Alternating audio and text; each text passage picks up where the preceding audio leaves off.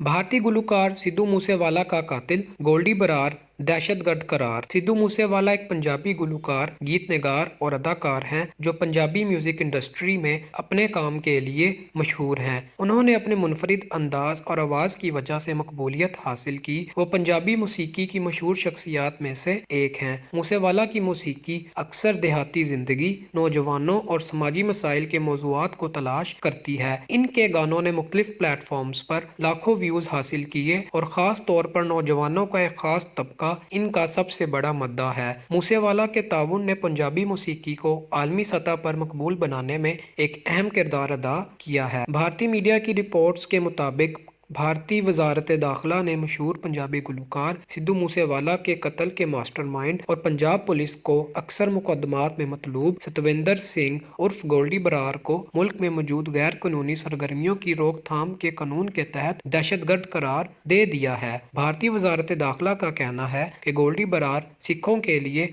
अलग मुल्क खालिस्तान की हामी तंजीम खालसा इंटरनेशनल से वाबस्ता है। इसके अलावा वो असला, गोला बारूद और धमाका खेज मवाद की स्मगलिंग में भी मुलविस है। रिपोर्ट्स में बताया गया है कि गोल्डी बरार पर भारतीय सियासी रहनुमाओं को धमकी अमेज कॉल्स करके तावान का मुतालबा करने और सोशल मीडिया प्लेटफॉर्म्स पर कत्ल की धमकियां देने के इल्जामात आयद किए गए हैं। याद रहे कि लॉरेंस गैंग से वाबस्ता गैंगस्टर गोल्डी बरार 29 मई 2022 को सिद्धू मूसेवाला का कत्ल करने के बाद मंजर आम पर आया था। गोल्डी बरार ने अपनी एक सोशल मीडिया पोस्ट में सिद्धू मूसेवाला को कत्ल करने का दावा किया था। इसके अलावा पंजाब पुलिस के रिकॉर्ड के मुताबिक 2017 में गोल्डी बरार कनाडा गया था, जहां से वो अपने साथियों की मदद से भारतीय पंजाब में जराइम कराता रहा है।